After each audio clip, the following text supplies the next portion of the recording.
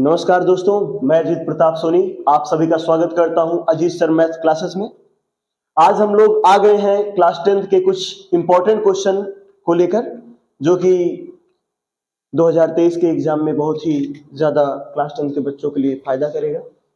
तो पहला प्रश्न आप सभी के सामने है, एक परिमेय संख्या का दशमलव प्रसार सदैव होता है। भैया परिमेय संख्या का दशमलव प्रसार सदैव होता है, तो भैया आपको पता है एग्जाम्पल के रूप में अगर हम परिमेय संख्या लें, एग्जाम्पल के रूप में अगर हम परिमेय संख्या लें, एग्जाम्पल के रूप में अगर हम एग्जाम्पल यहां से लिखें, एग्जाम्पल के रूप में अगर हम परिमेय संख्या लें तो एग्जाम्पल में भाई 3/5 भी आएगा और 4/7 भी आएगा। 3/5 हर में यदि परिमेय संख्या का हर 2 की घात m गुणे 5 की घात n में हो तो क्या होता है? शांत होता है। और अगर इस रूप में ना हो तो क्या होता है? अशांत होता है। तो चूंकि यहां पर 5 है यानी इस रूप में है, दोनों में कोई भी एक आ जाए तो यानी है, और इसके अलावा कुछ नहीं आना चाहिए। जैसे एक ही आया है ठीक है, इसके अलावा और कुछ नहीं आना चाहिए। तो हर जो है क्या है? 5 है, तो इसका मतलब ये शांत है। पर 2 और 5 के अलावा आ गया ना, इधर 7 आ गया, तो इसका मतलब ये क्या है? अशांत। तो भैया परिमेय संख्या अशांत भी हो सकता है और शांत भी हो सकता है, यानी उपयुक्त दोनों सही है। आप लोग के दिमाग में बात आ गई होगी। बच्चों आइए हम लोग चलते हैं नेक्स्ट क्वेश्चन की ओर। दूसरा क्वेश्चन है, एक शून्येतर परिमेय संख्या और एक अपरिमेय संख्या का गुणनफल होता है। अच्छा बच्चा, हम आपको कहना चाहते हैं, बच्चे जो होते हैं वो समझ नहीं पाते हैं शून्येतर किसे कहते हैं। बच्चे नहीं समझ पाते शून्येतर किसे कहते हैं। देखो बालक, शून्येतर मतलब क्या होता है आप लोग समझ लो। शून्येतर मतलब आप लोग समझ लीजिए, शून्येतर मतलब होता है शून्य को छोड़कर। क्या बालक? शून्य को छोड़कर। शून्य को छोड़कर मतलब आप लोग समझ चुके होंगे। माने वो एग्जाम्पल में अगर शून्येतर के लिए भाई 5 भी हो जाएगा, -3 भी हो जाएगा, 8/3 भी हो जाएगा, माने कुछ भी हो, शून्य को छोड़कर कुछ भी क्या कहलाएगा? शून्येतर कहलाएगा। आप लोग समझ गए होंगे हमारी बात। बहुत इंपॉर्टेंट बात है भाई, आप इसको नोट करिए। अच्छा आइए क्वेश्चन को समझते हैं हम लोग। एक शून्येतर परिमेय संख्या। अच्छा भैया, अगर बातें समझ में आ रही हैं तो कृपया करके लाइक करिए और वीडियो को शेयर करिए, अपने दोस्तों के पास पहुंचाइए, जिससे हमारा भी लाभ हो और हम ऐसे ही निरंतर आप लोगों के लिए वीडियो लाते रहें, बनाते रहें। एक शून्येतर परिमेय संख्या और एक अपरिमेय संख्या। अच्छा आपको पता है परिमेय संख्या p/q के रूप में होता है, क्योंकि अपरिमेय संख्या किस रूप में होगा? रूट में होगा। अब हम किसी परिमेय संख्या का अपरिमेय संख्या में गुणा कराएंगे, यानी एग्जाम्पल में ये बालक आपका क्या है? मान लो 2 क्या है? परिमेय संख्या, और √3 क्या है? अपरिमेय संख्या। जब हम इसका गुणा कराएंगे 2 गुणे √3 तो क्या होगा? 2√3 दोनों पास लिख दिया जाएगा, यानी आंसर क्या आया? सदैव एक अपरिमेय संख्या आता है। ये भी आपके लिए सही है। देखो बच्चा, मैं स्लो पढ़ाता हूं पर आप लोग का प्रत्येक क्वेश्चन पर कॉन्सेप्ट क्लियर करने की कोशिश करता हूं, और अगर आप लोग का कॉन्सेप्ट क्लियर रहेगा, आप लोग एग्जाम में नहीं कहीं पर भी बैठे होंगे तो आप लोग सवाल को बहुत ही बखूबी ढंग से सॉल्व कर सकेंगे। बच्चों, चैनल को अगर आप लोगों ने सब्सक्राइब नहीं किया है तो कृपया करके आप लोग चैनल को सब्सक्राइब कर लीजिए, जिससे कि हम कभी भी वीडियो बनाए तो आपके सामने नजर आए। तो बच्चा, तीसरा क्वेश्चन आपका देखते हैं भाई।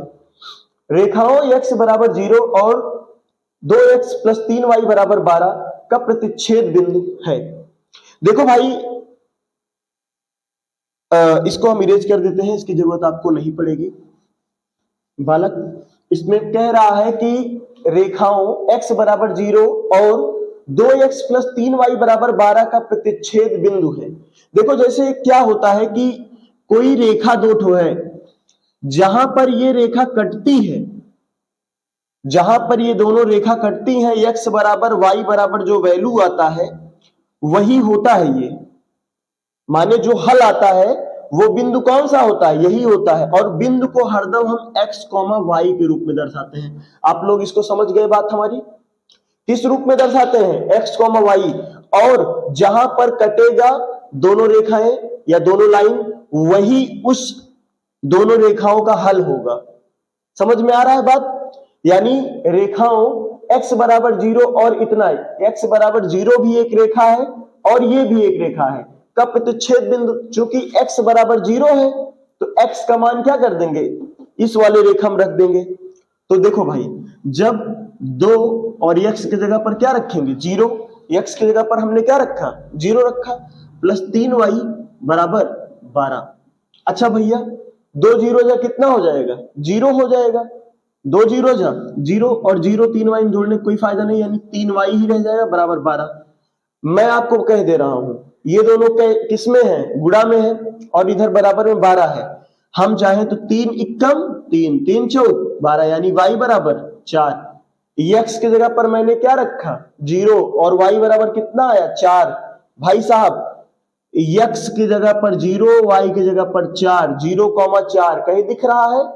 ये नहीं है, ये है 0,4। आपका दूसरा ऑप्शन सही है। बच्चे, आपको हर क्वेश्चन समझ में आ रहा होगा, मुझे पता है। आप लोग हमारे वीडियो को देख लीजिए, आप लोग का काम हो जाएगा।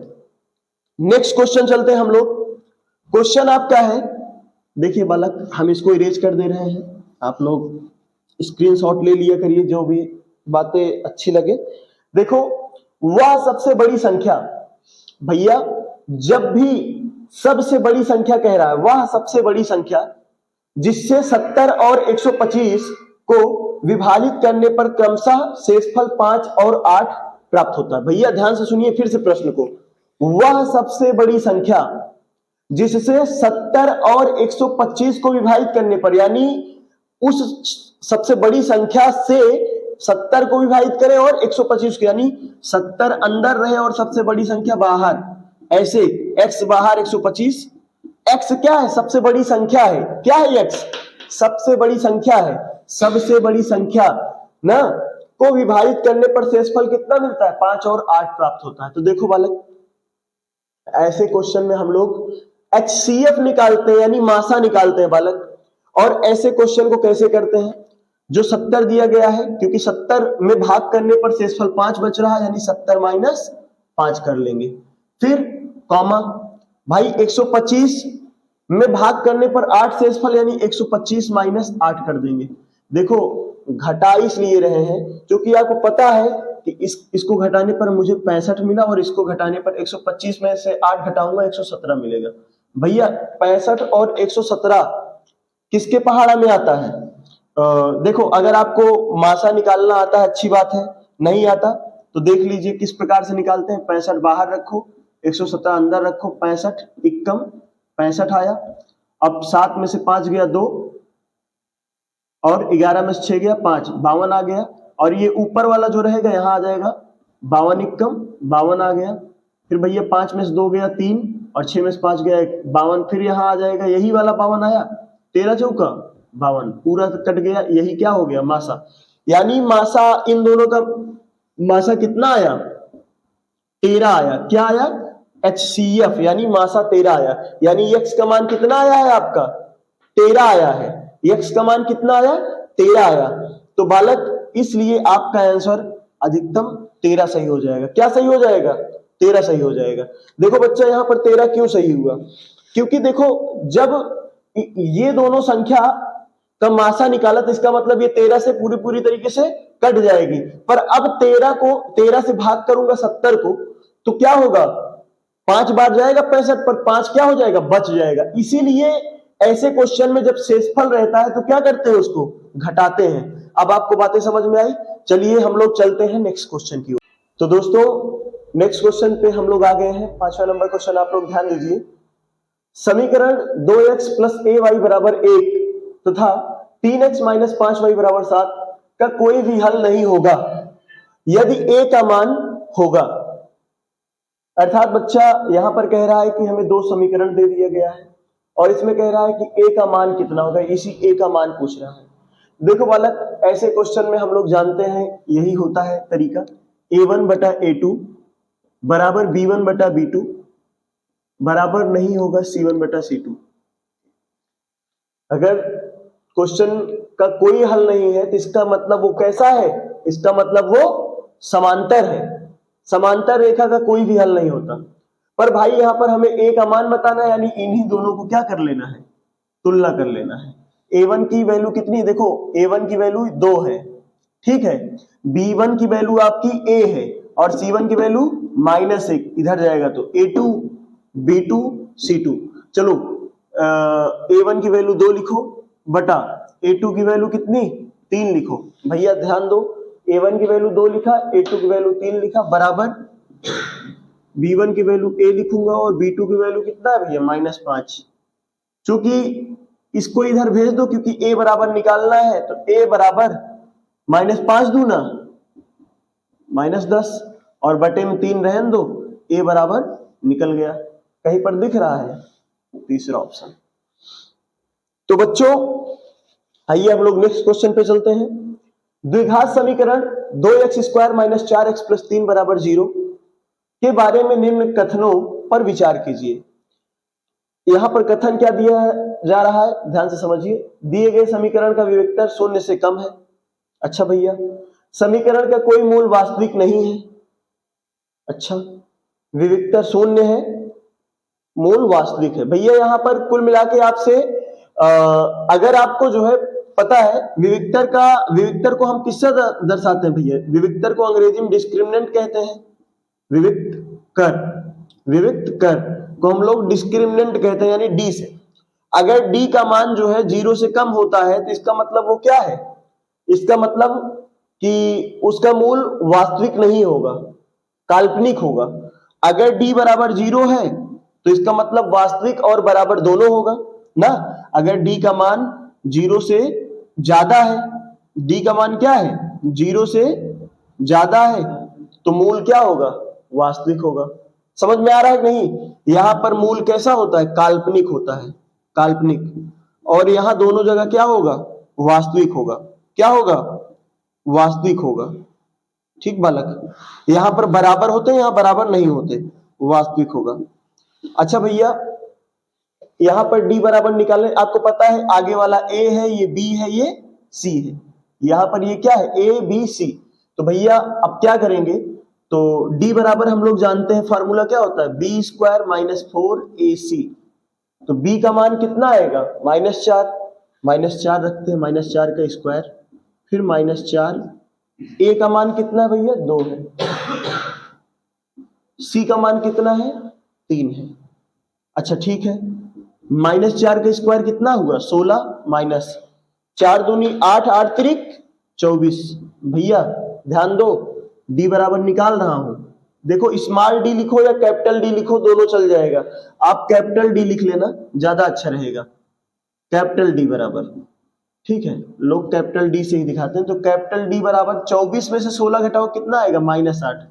चूंकि डी का मान किस में आ रहा है, 0 से कम आ रहा है, इसका मतलब विविक्तर, पहला ऑप्शन आपका क्या है, दिए गए समीकरण का विविक्तर क्या है, 0 से कम है। देखो 0 से कम है कि नहीं, हाँ भैया। और अगर 0 से कम है तो मैंने बताया वो कैसा होगा, काल्पनिक, यानी समीकरण के कोई मूल वास्तविक नहीं है। ए बी दोनों ऑप्शन सही है। क्या समीकरण का विविक्तर 0 है, नहीं, 0 तो नहीं है। अच्छा, मूल वास्तविक होगा भाई, अगर 0 नहीं तो वास्तविक होने की कोई संभावना नहीं, यानी ए और बी दोनों ऑप्शन क्या है, सही है। आइए हम लोग चलते हैं नेक्स्ट क्वेश्चन की ओर। आइए दोस्तों हम लोग चलते हैं नेक्स्ट क्वेश्चन की ओर। AOBC एक आयत है। अच्छा बालक ध्यान दो, आयत आपका ऐसे बनता है, आप लोग को पता है, ध्यान दीजिएगा। रात है भैया और हाथ हो थोड़ा काम कम कर रहा है। AOBC क्या आपको दिख रहा है, एक आयत दिख रहा है जिसके 3 शीर्ष AOB दिया गया है और कह रहा भैया इसके विकर्ण ज्ञात करो। अच्छा भैया हम आपको बता दें कि यही तो विकर्ण होगा AB, यानी A और B की मदद से हम लोग विकर्ण निकाल सकते हैं। अच्छा बात है भैया। वैसे बता दें आपको कि अगर लगातार 2 बिंदुओं को लेते हैं तो वो हमें भुजा मिलता है, यानी ये भी भुजा होगा, ये भी भुजा होगा, और C और A को मिला देंगे वो भी भुजा होगा।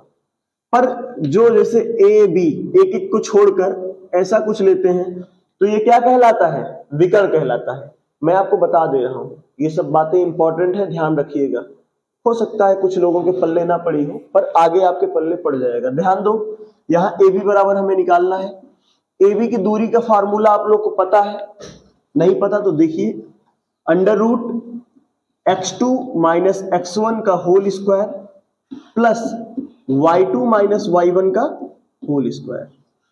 भैया हम लोग a को x1 y1 मान ले रहे हैं और b को x2 y2 मान ले रहे हैं। क्योंकि x2 में से x1 घटा है, यानी 5 में से 0 घटेगा।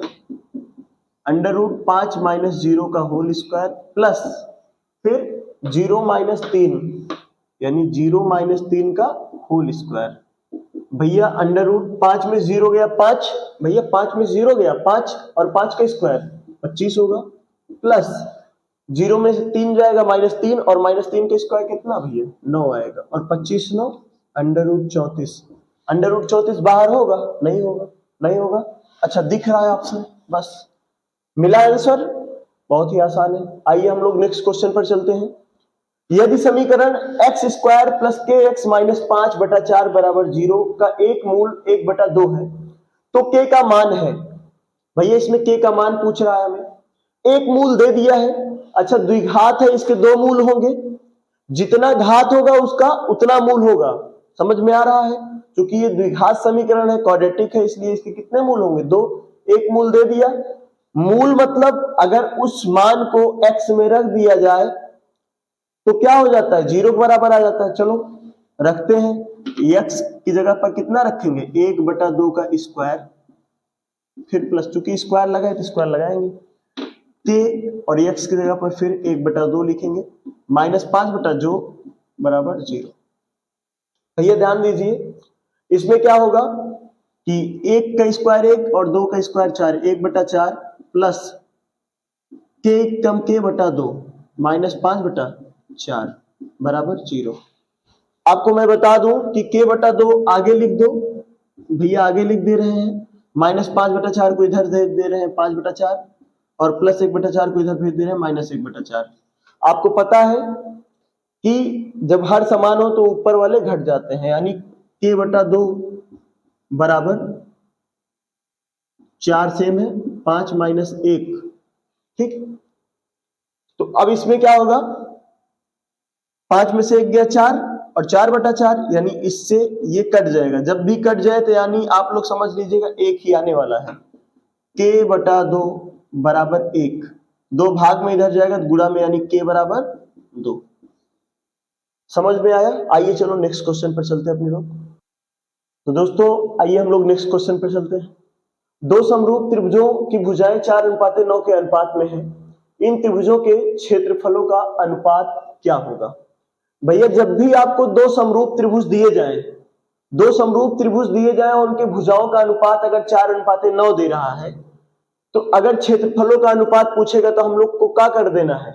हम लोग को वर्ग कर देना, यानी 4 का वर्ग कितना होगा? 16, और 9 का वर्ग कितना होगा? 81। जो आगे रहेगा यानी 16:81, 81:16 मत करिएगा, ऑप्शन 4 क्या है? एकदम सही है। 4:9 का क्या कर देना है? वर्ग कर देना है, और 4 का स्क्वायर 16 हो जाएगा, अनुपाते 9 का वर्ग 81 हो जाएगा। समझ में आ रहा है कि नहीं बात? आइए हम लोग नेक्स्ट क्वेश्चन पर चलते हैं। 10 नंबर क्वेश्चन आपका क्या है? 10 नंबर क्वेश्चन आप लोग ध्यान दीजिए। 1 से 10 तक की धनात्मक विषम संख्याओं का समांतर माध्य ज्ञात करने के लिए बोल रहा हूं। समांतर माध्य क्या होगा? समांतर माध्य, देखो माध्य पूछ रहा है भैया, और 1 से 10 तक की धनात्मक विषम संख्याओं की। अच्छा ये 1 से 10 कह रहा है, यानी 1 से 10 तक में पहले साधारण रूप में लिखेंगे। 1 आएगा कि नहीं आएगा? अच्छा भैया 3 आएगा।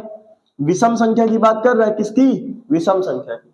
1 आएगा, 3 आएगा, ऐसे 5 7 9, आखिरी में कितना आएगा? 9 आएगा। 10 तो आएगा नहीं, और उसके बाद 10 तक बोला है, यानी 11 भी नहीं आ सकता, आखिरी वाला 9।